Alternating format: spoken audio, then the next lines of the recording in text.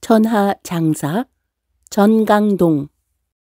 옛날에 평안북도 정주군의 망일봉이라는 산밑 동네에 전강동이라는 사람이 살고 있었습니다. 이 사람은 힘이 장사라서 근방에는 모르는 사람이 없을 만큼 유명해졌습니다. 전강동은 어려서 집이 가난했기 때문에 남의 집에서 머슴살이를 하고 지냈습니다. 나이 16이 됐을 때 어떤 절에 가서 그 절에서 밥도 해주고 허드렛 일을 하는 사람이 되어 틈틈이 글을 배웠습니다. 이 절의 중들은 모두 힘이 세어서 100근짜리 철봉을 마치 작대기 다루듯 맘대로 휘두르는 중들이었습니다. 그래서 전강동은 저 중들이 모두 어째서 저렇게 힘이 셀까 하고 이상스럽게 생각했습니다. 그런데 가만히 보니까 중들은 한밤중쯤 되면 모두 어디를 갔다 오곤 했습니다. 그래서 어느 날 밤 전강동은 몰래 뒤를 따라가 봤습니다. 그랬더니 중들은 뒷산의 산골짜기로 가서 어떤 큰 바위를 떠밀고 거기서 나오는 생수를 먹고는 돌아왔습니다. 이것을 본 전강동은 아하, 저 물을 먹고 중들이 힘이 센가 보다. 나도 좀 먹어보자 하고 그곳에 가서 바위를 밀쳐봤습니다. 그런데 바위는 끄떡도 하지 않았습니다.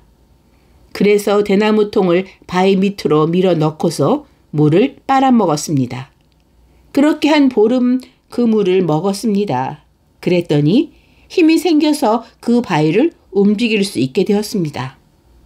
이렇게 하여 전강동은 힘이 세워졌는데 만일에 중들이 저희들만이 몰래 먹는 물을 마시고 힘이 세워진 것을 알게 되면 무슨 봉변을 당할지 몰라 그 절을 그만두고 집으로 돌아와 버렸습니다. 평안북도 정주에서는 매년 5월 단오날이 되면 큰 씨름판이 벌어집니다. 전강동은 힘께나 쓰게 되어서 씨름판에 나갔습니다.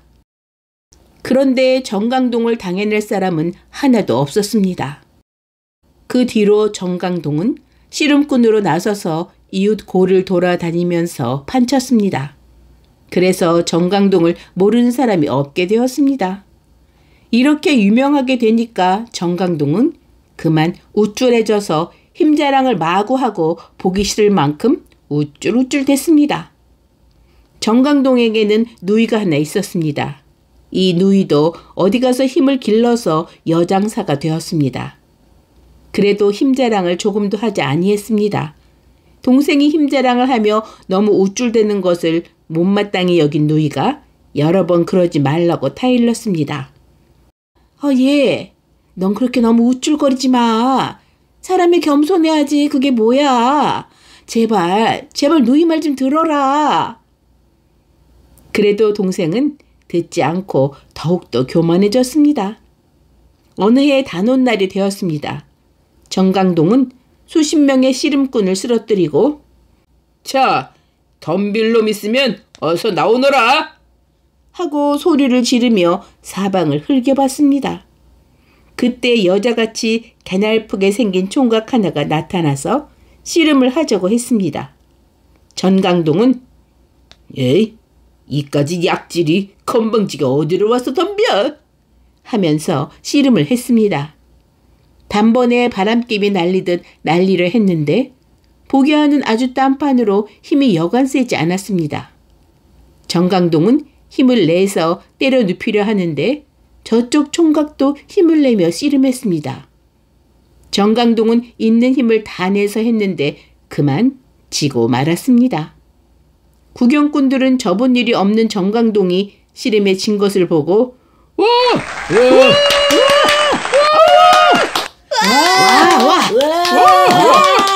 하면서 손뼉을 치고 떠들어댔습니다. 전강동은 분해서 다시 한 번 더 하자고 했습니다. 총각은 그러자 하고 다시 씨름을 했습니다. 그런데 전강동은 이번에도 지고 말았습니다. 사람들은 이 장사를 보고 놀라서 어디 사는 누구냐고 물었습니다. 이 총각은 어물어물하고 살짝 빠져나와 어디론가 가버렸습니다. 정강동은 기가 푹 죽어 집으로 돌아와서는 집안 사람 보고 말도 않고 부엌으로 들어가서 칼을 갈았습니다. 정강동의 누이는 방 안에서 바느질을 하다가 칼 가는 소리를 듣고 부엌으로 뛰어내려갔습니다. 그리고 정강동을 보고 무엇을 하느냐고 물었습니다. 정강동은 아무 말도 하지 않고 칼만 갈았습니다. 남매간에 숨길 일이 무엇이 있느냐? 어서 말이나 해보아라. 하고 말했습니다. 그러니까 정강동은 씨름판에서 한 번도 져본 일이 없어서 자기가 천하에 제일 가는 장사인 줄로만 알았었는데 오늘 어떤 조그만 놈한테 져서 살맛이 없어 죽으려고 칼을 간다고 했습니다. 누이는 이 말을 듣고 크게 웃고는 에이 못난 녀석, 사내 대장부가 되어가지고 그까짓 일로 죽는다니 그게 될 말이냐? 한번 졌으면 다시 힘을 길러서 이겨낼 생각을 하지 않고 죽는다고 하는 말이 될 말이냐? 네가 평시 너무 우쭐대다가 그런 실수를 한 것이다. 어디 나하고 한번 힘을 겨뤄보자. 하고 말했습니다. 정강동은 에이, 누임 가지고는 어림도 없어. 하고 상대도 하지 않으려 했습니다. 누이는 거봐, 또 그런 소리를 해? 사람을 그렇게 얕잡아 보는 것이 아니야. 한번 겨뤄보고 나서 말을 해. 라고 말했습니다. 그리고 둘은 씨름을 했습니다. 누이의 씨름 솜씨는 아까 했던 총각의 씨름 솜씨와 똑같았습니다. 그래서 아까 씨름을 하던 총각이 누님이었느냐고 물었습니다. 누이는 빙긋이 웃으며 그렇다고 말했습니다. 정강동은 그만 기가 죽어서 아무 말도 못했습니다. 그러고 있는데 문 밖에서 정강동이 있느냐고 하면서 찾는 소리가 났습니다. 누이가 나가보니까 우락부락하게 생긴 깡패 같은 중 대여섯 명이 버티고 서 있었습니다. 누이는 어찌 왔느냐고 물었습니다. 정강동이가 힘이 장사라는 말을 듣고 힘 좀 겨뤄보려고 왔다. 정강동 어서 나와라. 누이는 이 말을 듣고 그러셔요? 강동이는 지금 일갓집 잔치에 가고 없는데 사흘 뒤에는 돌아올 것입니다. 그때 다시 와보시지요. 하고 말했습니다. 중들은 할 수 없어 그냥 갔습니다. 누이는 안으로 들어와서 정강동이를 보고 깡패 같은 중들이 너하고 씨름을 하겠다 하는 것을 도로 돌려보냈다고 말했습니다. 정강동은 그놈들하고 씨름하게 하지 않고 왜 돌려보냈느냐고 분해했습니다. 아니, 누님, 그놈들하고 씨름하게 하지 않고 왜 돌려보냈어요? 이길 수 있는데.